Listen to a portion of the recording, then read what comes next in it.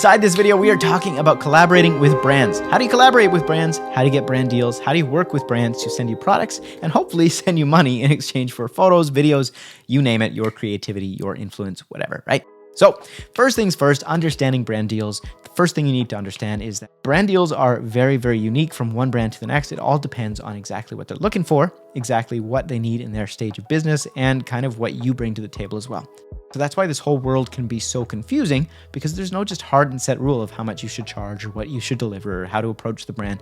It all depends. There's no set rules, but key number two is that it's all about relationships. At the end of the day, people do business with the people they like, they know, and they trust. So every single time you need to approach a brand as if you're building a relationship long-term, not short-term, because that's where trust comes from. You don't trust somebody instantly when they ask you out. You're not going to say, yes, I'll marry you. It takes actually having a conversation first, then maybe going for dinner, then maybe having a relationship for a couple of years, then maybe having an engagement, then you maybe pop that question and they'll say yes. The same thing is true for a brand. You can't approach it like, yes, give me money. You need to approach it like you're just getting to know somebody and they're getting to know you. So that's the second thing. Relationship is everything when it comes to brand deals. You follow that approach, you work on building relationships and bringing value to the table, you're going to get brand deals. It's going to happen. It's just not going to happen overnight, instantly, unless you've actually followed those steps, okay? So you've decided that you're going to go for brand deals. Where do you start? Well, the first thing you need to start with is actually figuring out who you want to work with and then developing a portfolio or an audience that aligns with that brand. Let me talk about this because there's something people don't think about too much, is that there's two ways to get a brand deal. The first way is by having an audience and selling your audience to that brand, right? That's essentially what you're doing. You're trading products and stuff for exposure to the audience or money for exposure to the audience. The second way, of course, is if you just have a portfolio. You can say, hey, I have amazing work. You want work in this style? Send me some product. I'll do that for you. So there's two ways to do it, and the beauty is it really doesn't matter how big your audience is. And this is especially true with larger brands, is the larger their audience is, sometimes yours doesn't even matter because they already have an audience. They just need really, really great work that aligns with their vision and fills a gap, which we'll talk about in a couple of steps. So you have decided to reach out to brands. You've decided to start building relationships. Where do you start? You build a list of brands, and then from there, you start actually interacting and building relationships. The same way that you do it in real life by having a conversation, then maybe hanging out, then maybe going on a trip together, then you know what I mean? Like you're building this baby step style. You want to start by just engaging with their accounts.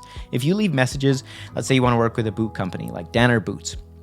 If you start following Danner on Instagram, commenting on their posts and their stories, every single time they post or have a story in the next month, they're going to start recognizing your name because there's account managers and owners who are following these channels, and they're actually going to look and say, hey, who is Susie? Who is Connor? Who is Darren? We need to investigate and appreciate this guy. He's awesome. He's interacting with our page, and that helps us promote our stuff to more people. So you want to think about how can I bring value and how can I build relationship? And then when you actually reach out to them, it's more likely they're going to open your message in the first place. And this is a mistake that I've made in the past, is just DMing a ton of people, like hundreds of brands, and saying, hey, you want to work with me? Hey, you want to work with me? Hey, you want to work with me? And I had no relationship. They knew nothing about me and who I was, and they had no trust whatsoever. So why would they even bother reading my message, much less responding, much less actually giving me some work? So you need to build a relationship, you need to make a list of brands, you need to start engaging with them, and then you need to start creating a portfolio so you're ready when you start wanting to do some actual brand work. So how do you create the portfolio? Well, the easiest way, obviously, is to just go out, find some products that you love that align with the products you're trying to work with, and go and take some photos. So go somewhere awesome, on your own money, on your own time, and actually just in a low pressure environment, start creating these photos. This is important for two reasons. One, because if you can't do it in a low pressure environment, you don't want to start doing it in higher pressure environments, right? You want to make sure that you have the skills, you have the confidence, and that's going to kind of come forward too when you actually have meetings with these companies. You're going to know what you're doing, and that will come through in your confidence level in yourself. Second reason, obviously, is to build a portfolio. Now, here's the hack. If you want to actually do this quickly and efficiently, don't do one shoot for one product. You want to actually plan a trip to Oregon, let's say, and you're just going to drive across the country because all you want to pay for is gas and sleep in the back of your car, keep this ultra cheap.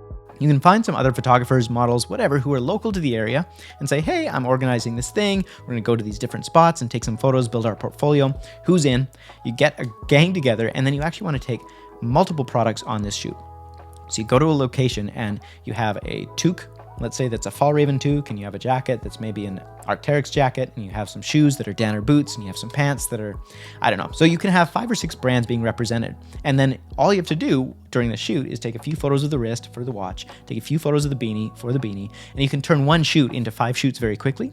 You do this over 4 different locations, and all of a sudden you have a quite large portfolio that you can really honestly build over probably 3 days of shooting. And so then you're ready to start reaching out to brands because you've got all this work that aligns with, hopefully, their style and their theme and their ethos. And so, of course, before you do this, before you create the portfolio, identify the brands you want to work with and create work that aligns with them. All right, so once you got the portfolio out of the way, you've started building your relationships, what's your next step here? Well, you need to actually reach out to the brand. And before you reach out to the brand, you need to know what it is you're going to do for the brand. Because at the end of the day, it's all about thinking from their perspective. You want to think like the brand. And what is the brand trying to do? Are they trying to create really amazing photos of their products? No, they don't care about the photos of their products as long as their products are selling. That's why a lot of brands will actually have really bad marketing from your perspective. It'll be like, why are these photos ugly? Why is this website ugly? It's because they're already making millions of dollars and it's working just fine and they don't want to mess with it. Sometimes that is honestly the answer. Other times it is because there's a gap. And that is the key that we're looking for when it comes to reaching out to brands. And that's going to be your superpower, right?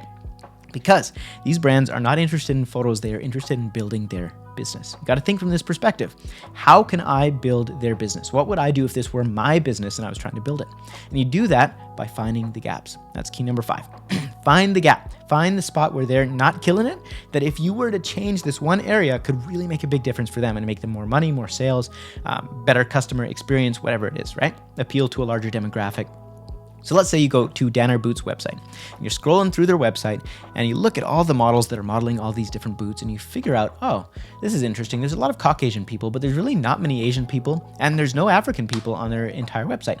I don't know if this is the case with Danner. It's probably not, but let's say that you identify, okay, there's not as much ethnic diversity as maybe they could have. And if they had more, well, then maybe that's a gap. They would appeal to a larger market. Or don't think ethnic, think age. Let's say that all of the models are, say, 25 to 35 years old. And that's great. However, if they were to have photos of people in their 50s or 60s, they could expand to a larger market. They could have ads that appeal to this market. And what's really cool about older people is they have more money to spend. So you position it like that, and you say, hey, Danner, I actually noticed on your website that you have some amazing photos of 25 to 35s. You don't have much of 45s to 55s. And as it happens, I'm already organizing a trip to Oregon, and we're heading out there. I've got a couple of models who are in that age, and if you're interested in sending out a couple pairs of boots, I would love to take a few photos for you for free just to see what you think. It's that easy. It's really not that complicated, but the key is you need to find the gap and show them what you can do for them by looking at it from their perspective. What do they want to do? Build their business. So show them how you can build their business, not take photos, but build their business. And you also want to make sure that they understand that you understand them. You've taken the time to go through their website. You know their ethos. You know what they're about. You know what kind of target avatar they're trying to appeal to. And you build your pitch around that. Okay? So once you've got that, you've found the gap, you can position yourself like that. And really, this can be done in a complicated way with a really massive pitch deck, or it can be done with just a simple text. But what I would really, really encourage you to do, tip number 6, I guess, would be to show, don't tell wherever possible. You want to make it easy to say yes and hard to say no. So how do you do that? Well, you actually will spell out for them exactly what you're going to do. So just like that message that I said, hey, we're going up to Oregon, we're going for these dates, we have models in this age range. And instead of just telling them, you could actually show them. So you could send them a little pitch deck like, hey, if this is interesting, let me know. I'll send you the deck. It has a few more details. And they'll say, yeah, that sounds really cool. Send through the deck. And in that deck, you have, okay, here's our models. Here's a couple pictures of our locations. Here's whatever. Here's the kind of vision board of the kind of shots that we're going for that hopefully align with the brand that you're appealing to. And you make it really easy to say yes because they don't have to think about it. They can see in front of them exactly what it is you're going to do, exactly what's going to happen, exactly what's required of them.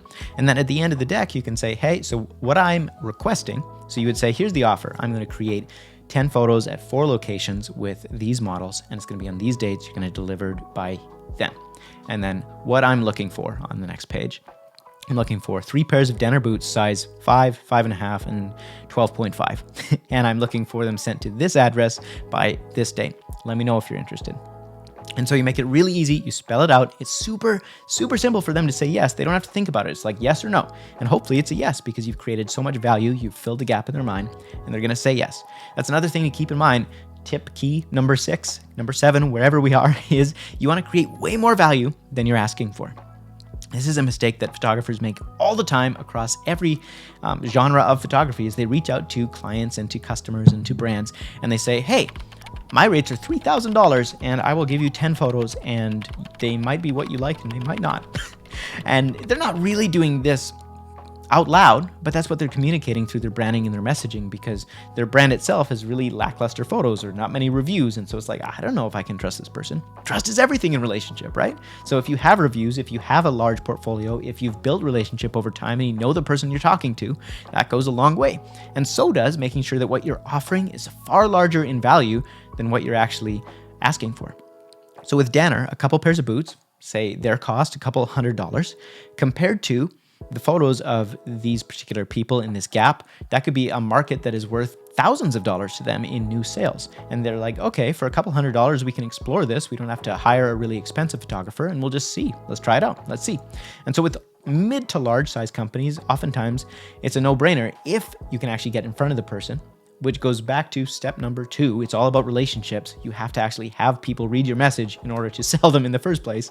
So building relationship, building trust, and then eventually, once you get that door open to you, having so much value in front of them and having it so easy to say yes and so hard to say no and so simple and clear. It's like, yeah, for sure. Here's the address. I sent the boots out, and have fun. And then, because you're thinking long-term, not short-term, you actually kill it, you crush it, and you say, hey, what else can I do for you? Just let me know. And you keep showing up. You keep posting on their Instagram. You keep commenting on their posts. You keep interacting with them online and shouting out Danner and actually tagging them in different posts when you post from your portfolio, right? This doesn't stop as soon as you get what you want, just like a relationship. You don't get them to say yes, and then you just say, okay, well, now I don't have to try anymore. That's not going to work out so well. It's not long-term. You have to continue to build a relationship and cultivate it over time, because what's so cool is as you do this, as you build this relationship, eventually, when Danner does have a new boot they're releasing or a new campaign they're doing for this older crowd, because they know you, they like you, they trust you, they've worked with you in the past, you've always shown up, you've always brought more value, you've always made it really simple and easy to work with them and you, they're going to reach out to you for this new campaign, because obviously we would reach out to the people we know and like and trust first, right? And then you'll be on that list, that magical list of people who just get reached out to by brands, and they get to do this work that they love and get paid to do it and get paid really well. So, in terms of charging and how much you should charge, most of you watching this are probably not making any money with brands right now. And so I want you to just focus on like 0 to 1. That's the first step. Just get some products, build a portfolio. And the more relationship you build, relationship is what you're getting paid in to start out. That relationship over time may be worth tens of thousands of dollars. So you have to look at it like that. It's not about how much you're getting paid for this shoot. It's about how this shoot is going to need to lead to the next shoot and the next. And it might not even be with that company. Danner might actually have some friends, because these people who own these companies or who work in marketing for these companies, they know other marketers at other companies. They've moved around. And so if Danner has a shoot and they're like, man, this random guy from Minnesota asked us for some boots, absolutely crushed it, you should check him out. Todd, who works at, I don't know, at North Face. And then all of a sudden you're getting a call from North Face to work on a project. Like, that is really how it works. It's all a relationship. That word keeps popping up, huh? It's a relationship game. And so if you want to work with brands, you want to do collaborations, whether you want to do it as an influencer who's posting and who's providing value through connection with her audience, or you're trying to just create content and deliver that to the brand, it's all about finding the gap, delivering value, building relationship, building trust, making it simple to say yes and hard to say no. And over time, you'll actually find you're doing the work that you love and getting paid to do it. So I hope this gave you something to start thinking about. I'd love to hear in the comments, do you have other ideas, concepts? What is the one thing from this video that really stuck out that you want to go out and apply? Let's have a conversation. I would love to hear from you. Hit the thumbs up button if this video was helpful. That would be a massive favor to me. And subscribe if you want more content like this. If you want some free presets, whatever, check those out in the links too. Okay, I'll see you in the next video. In the meantime, create something awesome. Peace.